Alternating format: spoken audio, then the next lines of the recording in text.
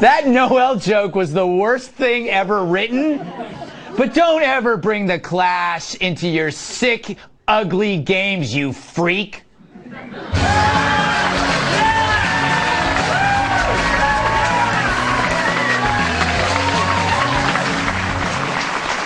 I know. We want to talk about the big story. It all unfolded on Thursday, and it was pretty explosive.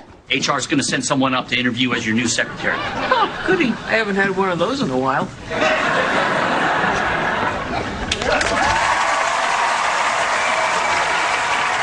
Hello. I'm here to interview for the secretarial position. Hillary? Yes, Hillary. Hillary Clinton. Yes! Hillary was on Murphy Brown. Good for her, I say. If you can't be president, then do cameos on rehashed sitcoms. Hey, in a year, who bets she ends up as the next Colonel Sanders? Yeah. I know something else happened. But we're going to get to the Kavanaugh stuff in the next segment. You can wait.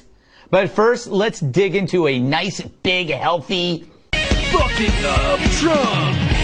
Yeah, bucket of Trump. So now that Donald Trump has made America great again, he's going to make the world a better place too. But is the world ready for that? Here's Trump pulling a Gordon Ramsay at the UN about to tell him that their menu sucks. My administration has accomplished more than almost any administration in the history of our country. America's so true.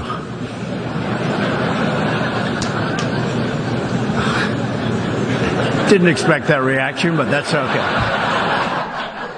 Laugh if you must, you small, meaningless bureaucrats. What have you done lately besides boozing on our dime and chasing hookers?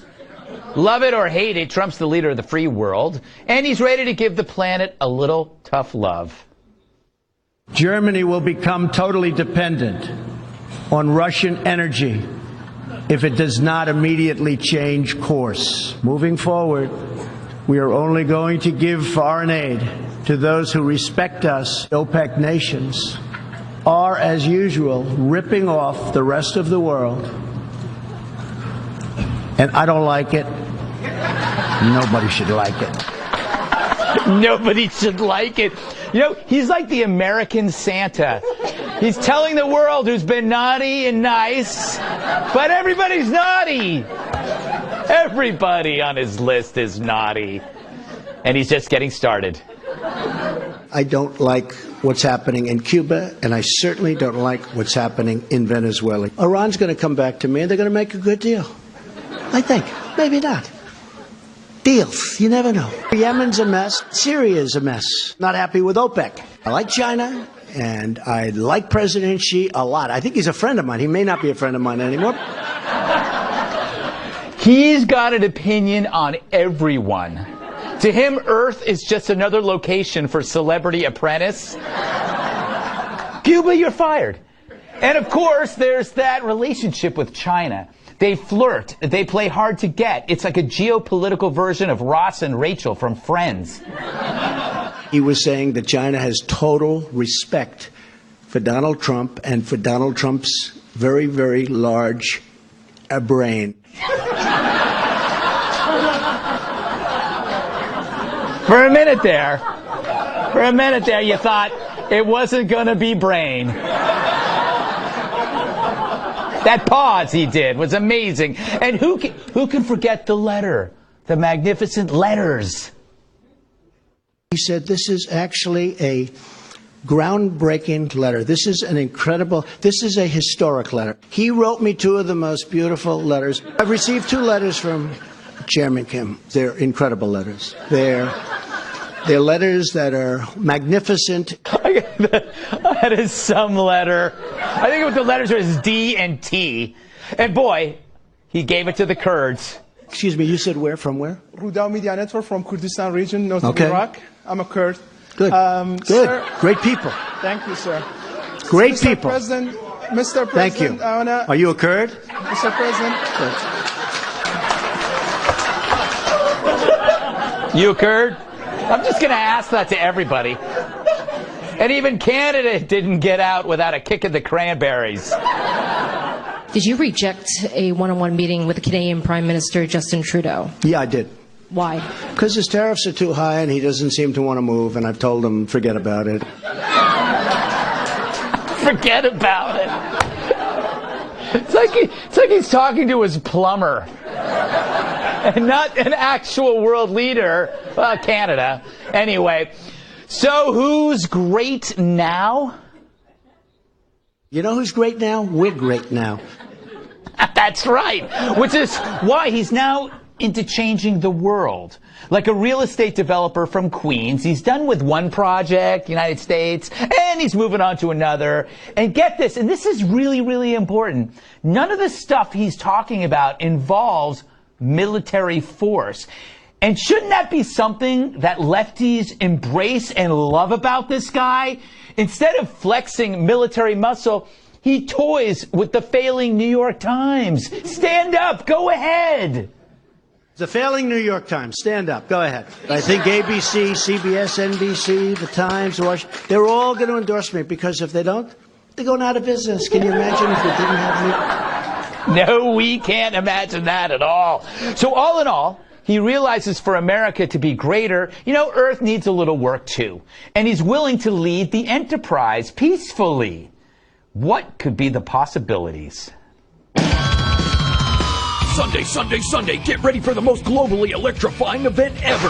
It's the Trump versus the UN World Reboot Awesomization Extravaganza. He's made America great, and now Donald, the diplomatic mastermind Trump, is taking the battle international by improving those stupid rocks on Easter Island, turning Siberia into a meat locker for Trump steaks, adding pants to Michelangelo's David, mopping up Venice, replacing windmills in Holland with coal mines, making Big Ben a digital clock, fitting Mount Everest with an escalator, decorating the Great Wall of China with Bob Ross paintings. Plus, he's fixing the Leaning Tower of Pisa with a team of non-union construction workers. And don't miss the all-American finale. Will Trump finally fix the broken Liberty Bell or put a more awesome face on Mount Rushmore? Get your tickets now to find out. The first 100 guests get a free authentic column from the Parthenon, signed by Donald Trump. It's the Trump versus the UN World Reboot Awesomization Extravaganza.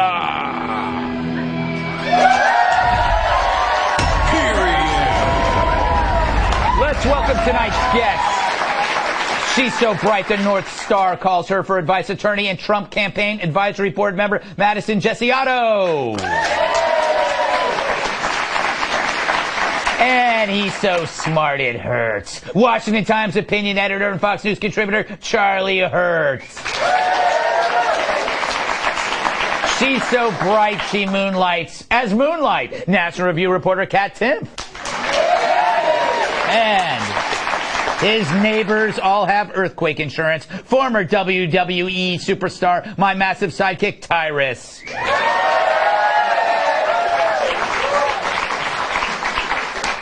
Charles, it's so interesting when there are people talking about that press conference and they act like it's some kind of weird freak show. And I'm looking at it and I'm going, I'm watching a guy with an incredibly nimble mind bounce all over every single issue and talk about fixing them as though it's a construction project. Yeah. And it's not only that, but also, I mean, the guy's comedic timing is just, it's killer. Yeah. And when he did the thing about talking about how great the administration is, and everybody laughed. Yeah. And in this room, everybody laughed. Yeah. They laughed at the exact right times. The guy totally gets it. Yeah. And it's that humor and of course all these despots in the world and in the room who got it, just proving that of course the press has less of a sense of humor than despots around the world. But the other thing is that basically the attack on Donald Trump right now is that he's not perfect. That's what upsets them. So when he goes and he talks and he meets with Kim Jong-il, the complaint is, oh, well, you haven't gotten peace fast enough. It's not, absolutely the guy can't win. Yeah. And they constantly, and they did this throughout the campaign, and they're continuing to do it. They constantly move the goalposts with it. You know, Charlie brings up a good point, which is rare, Madison.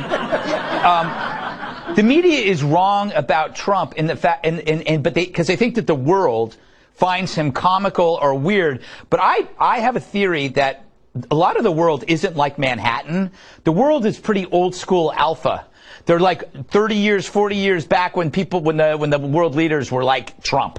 So he's kind of entertaining and refreshing or something. That's my theory. Feel free to ignore it and answer the own question that might be in your mind. I mean, I think he was very funny at his press conference. I think he's hilarious a lot of the times, but I think he's very successful, and that's the thing that the media fails to report on. Yeah. You know, look at everything that he did throughout the UN this week. It was an extremely successful week. They signed a revised trade agreement with South Korea, open trade talks with Japan, of course going after China, who no president before in 25 years has really gone after for their unfair trade practices. They said, you know, he could never have peace in certain areas.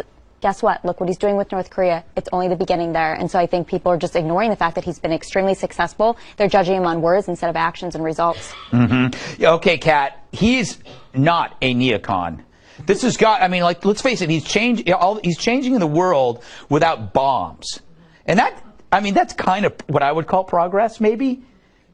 That's one of the things that I do like about him is that he tends to want to use diplomacy and talking and making deals rather than just going to war with everyone. Yeah. And I thought that that was something that was very interesting in the general election when he was running against Hillary Clinton. Even though she was a Democrat, she was a neo-Democrat. Yes. So she certainly would have gone I think we would be at war right now in places that we're not at war if we had Hillary Clinton as president instead of Donald Probably with Trump. Canada. We might be at war with Canada. Yeah. Australia? And think about what is the one time the establishment applauded Donald Trump? It's when he bombed Syria. It's the only time. Yeah, exactly. They love a good bomb. I did not care for that. You did not care for that? I did not care for that. Kat, anything else? Any thoughts? I mean, I want to talk about Ross and Rachel again. Okay, go ahead. I just don't think it should have taken that long for them to work it out. Yeah, that is true. Yeah. Oh, it's almost getting a smattering of applause.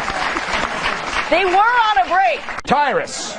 I look at when he speaks to the world and when he gives his speeches, a lot like someone who just beat the rap on a case and everyone who testified against him is at the barbecue and he just showed up. Yeah. They're all, he knows every one of them. I know what every one of you did, but I'm here.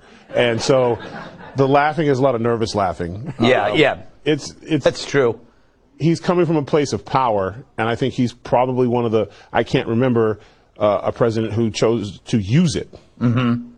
Listen to me when I speak. Yeah. And if you don't, you're going to wish you had. It's very underlying. He kind of talks them away, very similar like when somebody borrows money from me and they don't pay it back. Yeah. He appeals to your senses. Like, say, for example, Joe, you like walking. Joe will say, yes, I do. Well, for you to continue to do so, you need to pay me the money I lent you plus 10%. That is how he talks to the world, and I think they get it. Joe got it. Yeah, Joe got it. Is he walking? Joe? Yeah. He will be fine. He's healing nicely in an undisclosed location. All right, coming up, did anything else happen this week? I don't think so. So what have we learned from the Kavanaugh hearings? Christine Blasey Ford's testimony was compelling, but it was also confusing. At times it was like watching People's Court. Rachel Mitchell asking direct questions, getting direct answers, and just when it was getting somewhere, the Democrats would start talking. We'd go from a procedural line of fact-finding to high emotional drama. But then this guy broke through. I would never do to them what you've done to this guy. This is the most unethical sham since I've been in politics. This is not a job interview. Yeah. This is hell. This is going to destroy the ability of good people to come forward because of this crap. He reminds me of when I'm at the rental car counter and I wanted the convertible Sebring, but they didn't have any convertibles, but that was amazing. Anyway, but at the end of this, did we learn any new facts about a 35-year-old incident? Look, I still don't know what happened. I didn't go to school with Kavanaugh or Ford. Will an FBI investigation give us more answers? I don't know, but I believe that they believe their stories. So here's what I do know. Political tribalism now includes public acts of personal destruction. It's ghoulish. The Democrats could have avoided this show trial by acting immediately when they first got the letter instead of sitting on it, which led to a twisted circus that ruined reputations, humiliated victims, and their families. The lesson in politics, collateral damage, is now totally acceptable. Who cares if you destroy a family or two? You still block that seat. Good for you. We looked hard to find a group of people more civil than the hearings. Here's what we found.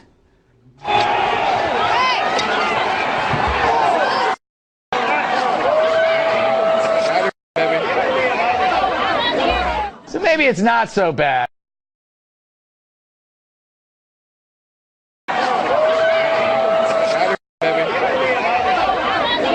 So maybe it's not so bad, but maybe Michael Moore was right after all. Time to move to Canada. What are your thoughts about the hearings in general? Obviously, they're doing a week-long FBI investigation. General thoughts on this, Madison, as a lawyer? I think Lindsey Graham really did say it best when he said, you want a fair process? We came to the wrong town at the wrong time, my friend. Yeah. And I think that's really what it's come down to. Nothing about this has been fair. After we wouldn't be able to new get a assault search warrant or an arrest warrant for something like this, and we now have an FBI investigation. Of course, taxpayer money is funding that into something that we're not going to have any more answers on in a week from now. I would bet my life on that. We're not going to have any more information. They're saying they're going to interview Mr. Judge. He already presented his statement under penalty of perjury. Yeah, so what's he going to do? What is he? I don't think he's going to change his story. That would be insane. Yeah. Tyrus, what are your thoughts on this? Do you think this testimony changed any minds? No, I think that's the issue we have in this country now. Nobody's mind's being changed, period, on anything. And I don't think either way, both people were credible. I think the crime is that they just happen to be involved with our Senate. I think that's the issue. I think that's the issue. I think that if never there was a time now for term limits on the Senate, it is now. The fact whether you're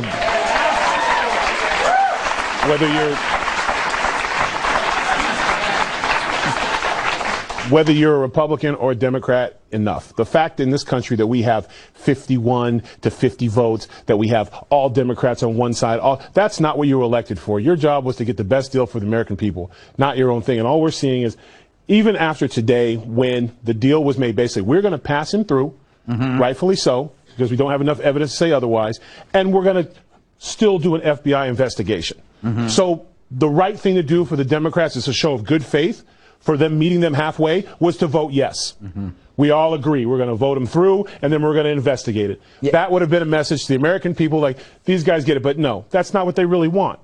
Because it's not about that. It's the civil war in the Senate that we all have to deal with. It has nothing to do with whether this woman was assaulted or not. That's why they won't commit to one side or the other. We believe both people, but I have to say no. I believe both, but I have to say yes.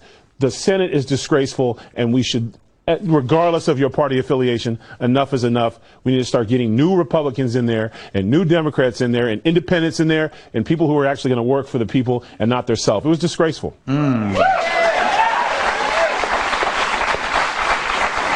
Kat, what are your thoughts on this? My thoughts? Yes.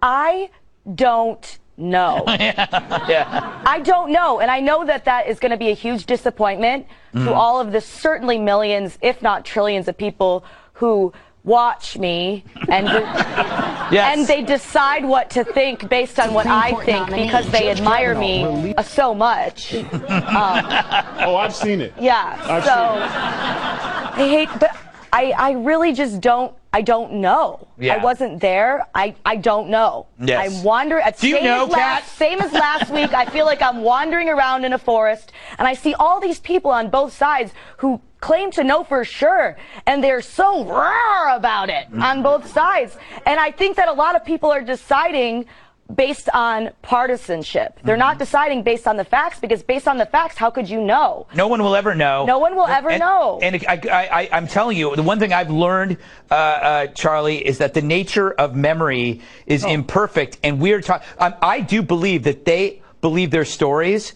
and both stories are probably flawed, but I don't know, to echo Kat, but I do think that the progress that we're making is in the area of understanding memory over time, that we have to start thinking about, like, what is true in somebody's head is not true in somebody else's. I don't trust my memory from this morning. No, neither do I. Much less, like, last week. I had to tell you to put on pants.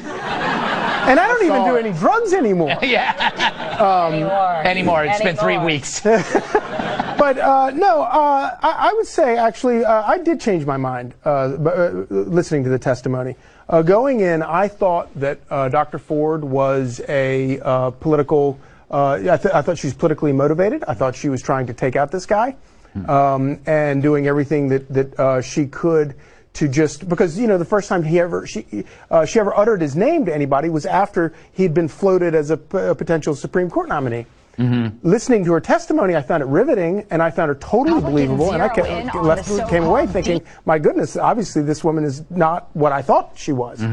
But at the end of the day, not to do exactly what Tyrus said is he's sick and tired of, but then you listen to Brett Kavanaugh and what he said, and I totally believed him. Yeah. And at that point, you can't prove it, you can't know. So all you can do then is evaluate all the other evidence. Right. And when you evaluate all the other evidence, no rational person can come down on any other decision, but that they didn't prove their case. Right. But one thing that I would say that is different today, and I think this is a very good thing in America, that is different today.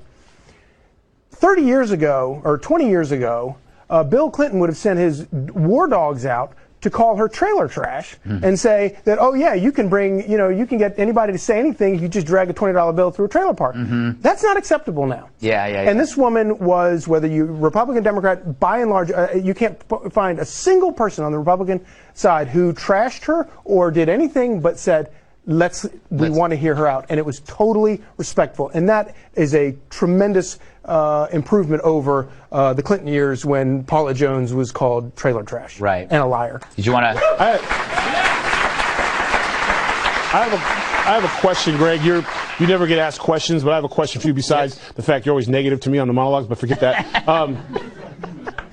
Is it possible, because it always goes back to the leak for me real quick. Yeah. Is it possible that Feinstein sat on this because she didn't think it had enough credibility? Feinstein is denying that she leaked it. She then looked to her staff, and the staff said, we didn't do it, but we don't know that. In high school, and then, so she seems to be saying that maybe the victim leaked it. So she's throwing the victim under the bus. It's all a mess, but we got to move on. Still to come. Uncle Sam wants to help you get a bigger airline seat. Isn't that exciting?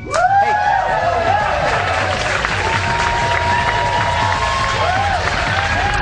Passed a 2,000-page bill that would require the FAA to make some changes to the way we fly, including minimum requirements for seat sizes and legroom, Tyrus.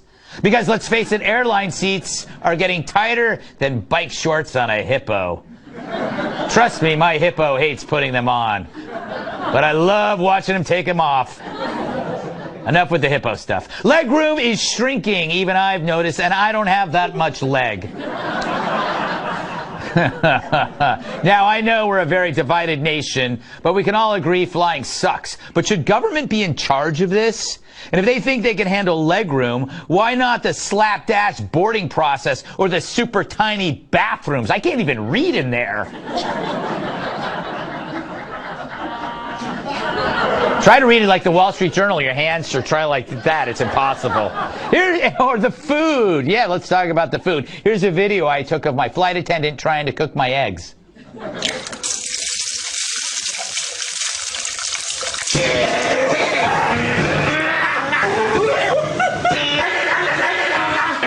Man, I burned my mouth on that.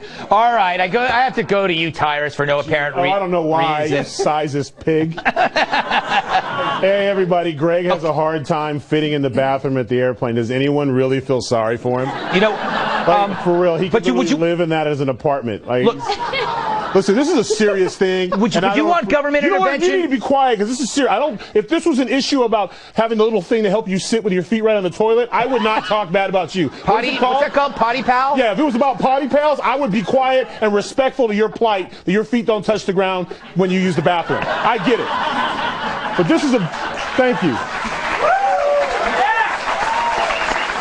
Like, how dare you? I have actual footage of me suffering in an airplane. Yes.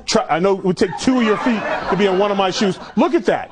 By the way, the evasive bastard who took that picture was none other than Greg Gutfeld. No privacy.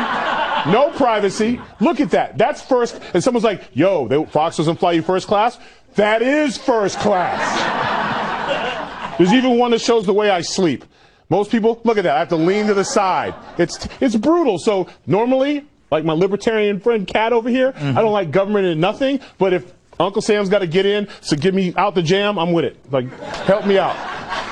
All right.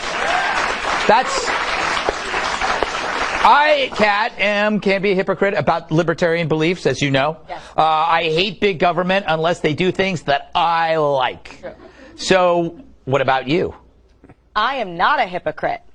I think that if an airline wanted to exist where they just like stack people on each other's laps and it was cheaper, I think that would be a great alternative. I think that they should be able to do whatever you want. I think that you should be able to fly people in planes without seats where you just meander about and vape. I think that should be allowed. I don't like that the government tells me that I have to put on my seatbelt because of the turbulence. I am a grown-ass woman. I can handle my own turbulence how I want to. However, the planes are a little cold for me. Oh, wow. Yes. They're always a little cold. I always have to wear socks under my sandals. Oh, terrible. And people say, Kat, why don't you just wear tennis shoes? Well, because then I have to untie them and take them off because of, the TSA infringing upon my rights every time I want to travel. And I'm 29 and I'm too old to have the energy to do that already. Oh, that's too bad. This is worse than watching Old Yeller, hearing her problems on airplanes.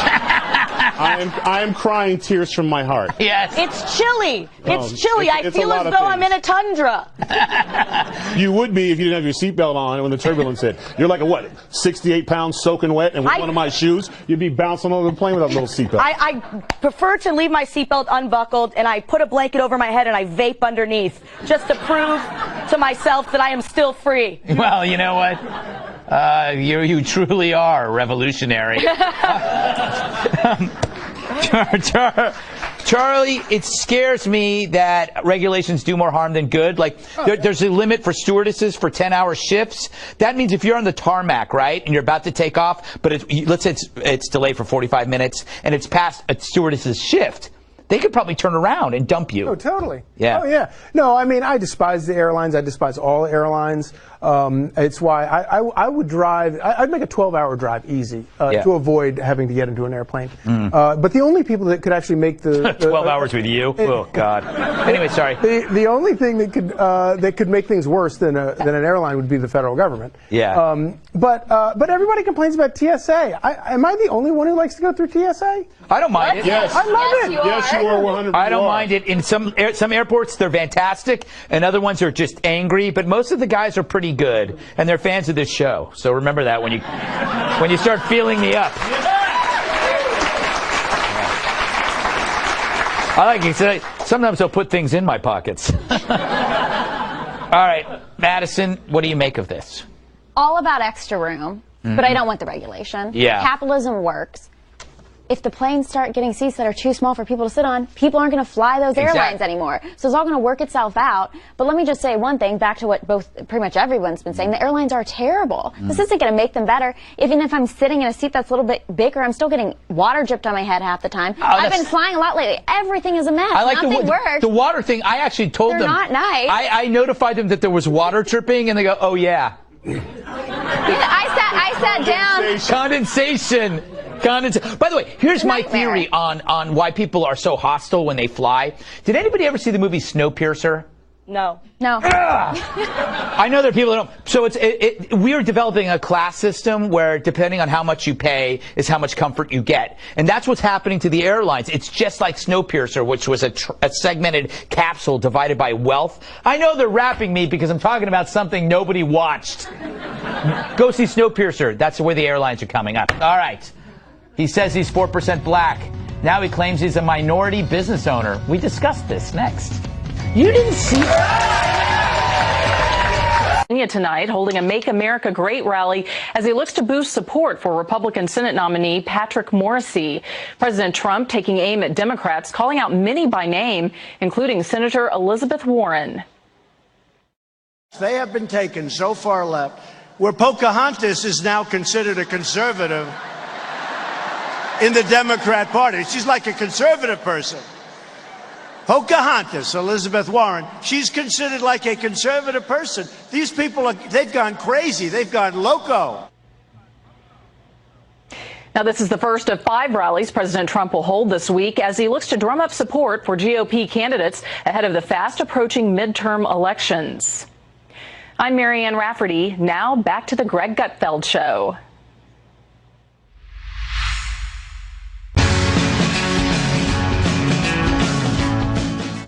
He's getting flack for saying he's black. I speak of Ralph Taylor, who took one of those DNA tests, which revealed to him that he was 90% European, 6% Native American, and 4% Sub-Saharan African. Anyway, after Taylor got these results, what did he do? Register as a minority business owner. That's America. Of course, that would give him a leg up when competing for government contracts. He took his case to the state court and eventually was recognized as a minority. Now it's in the hands of the Ninth Circuit Court of Appeals, which is known to lean liberal. A lot of questions here, of course. How do you legally define race? How can you define it by the percentages on a DNA kit? Also, by the way, I'll have you know that I did take one of these DNA tests. Turns out I'm 20% European and about 80% unicorn. Here's me without my makeup on.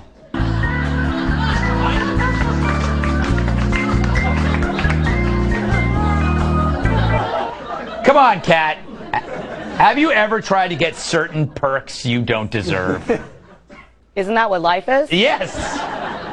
Yes. Whenever I see stories like this, the only thing I can think is, why are you willingly giving up your DNA without a warrant? Good point. What if he wants to rob a bank someday? True. What if he wants to murder someone? Right. He's going to be out of luck. No, it's true. I mean, okay, I don't think that you should live your life with the expectation that you're going to commit a homicide. I do. I think that that's probably a bad thing. But I think that this is kind of a ridiculous story, right? I mean, only in a society where we're this driven by identity politics would something like this ever even happen in the first place. I have theories, though. But, Madison, do you think he has a case?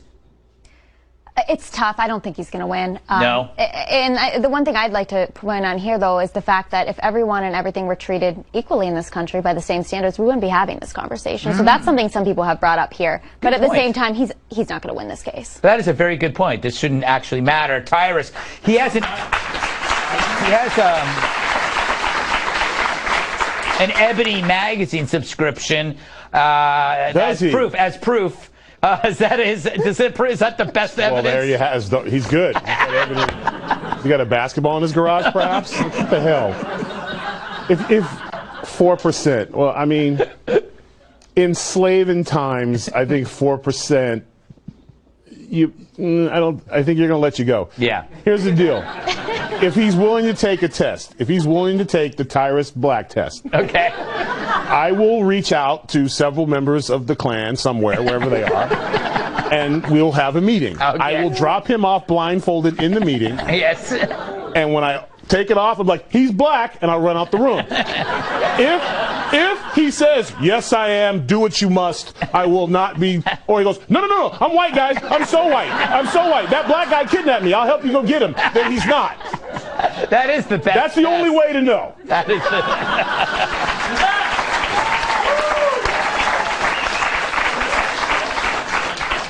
Charlie, part of, I guess, being in a group of people is the lived experience. So I kind of look at this guy like he's like the Rosie Ruiz of race. Like he jumps in at the end of the marathon and claims to be of that minority. So he wants to get all the benefits of the lived experience without actually living it.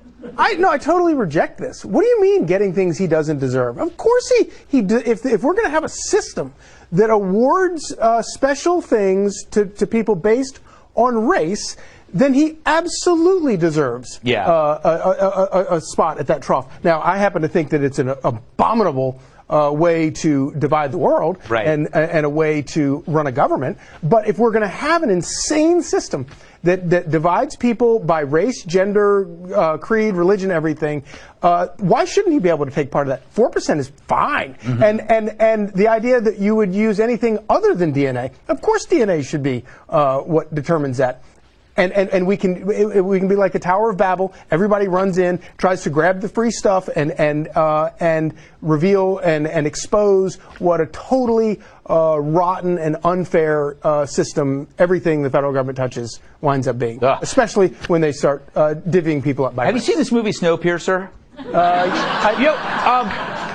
All right, speaking of, we do have something. It's a dangerous fad when selfies go bad. That's next. Oh, yeah. Selfies? Depends. Are they liberals? That red meat joke, courtesy of the red meat joke board. Yeah, the quest for extreme Instagram photos has led to a rise in rescues, at least in Southern California, wherever that is. Search and rescue teams with the LA County Sheriff's Department conducted 681 missions last year, up 40% from 5 years ago. They say many of their missions happened where cliff jumping is a popular weekend. Poor Cliff. Anyway, with people trying to capture the stunts for social media. Personally, I think human cliff jumping is boring. It's why I only hang out with cliff jumping goats.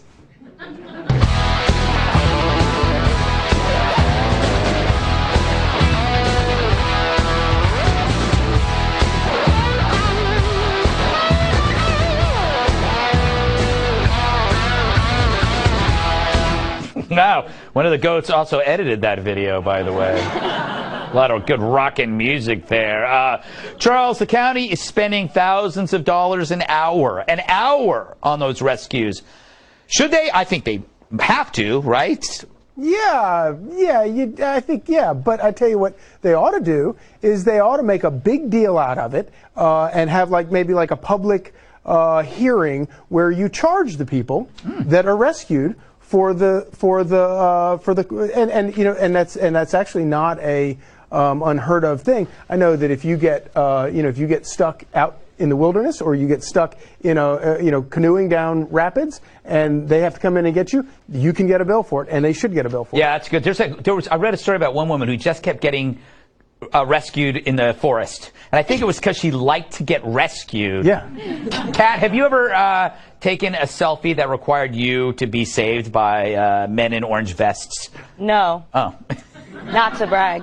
I'm just not surprised at all that this is happening in Southern California. Mm-hmm. I just got back from Los Angeles, and all some of these people do is take Instagram pictures. Yes. I was not surprised to see these pictures of people dangling from cliffs. Mm-hmm. I was surprised to see that more people weren't doing it with their naked butts out. Yeah, that's I mean, true. have you been on Instagram lately? Yeah, a lot of butts. Holy Toledo. I know. Jeez Louise. Emphasis on holy. It's like 35% butts. I used to think I was like a fun gal, Kat, she's a fun gal. Yeah. Now I'm realizing I'm a bit of a square because I think that my butt belongs inside of my clothes when I'm in public.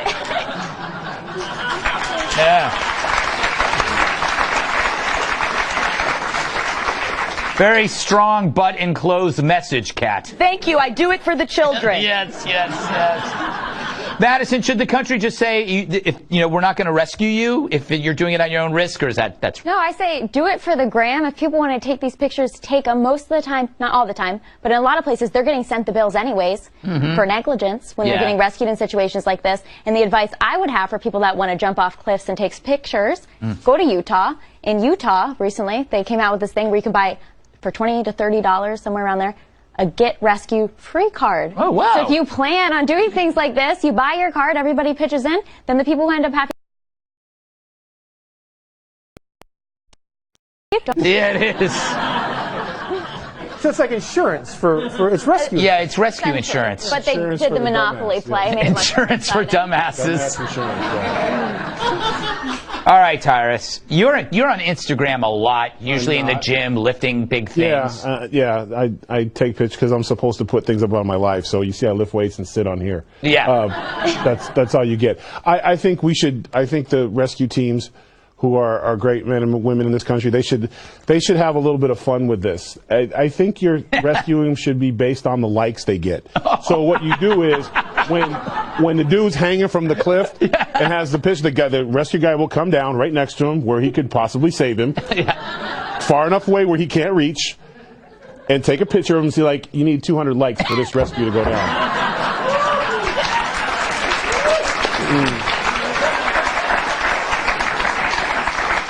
And you're only allowed 5 comments that are negative. Sorry, pal. All right, let's roll it up and just leave his ass there.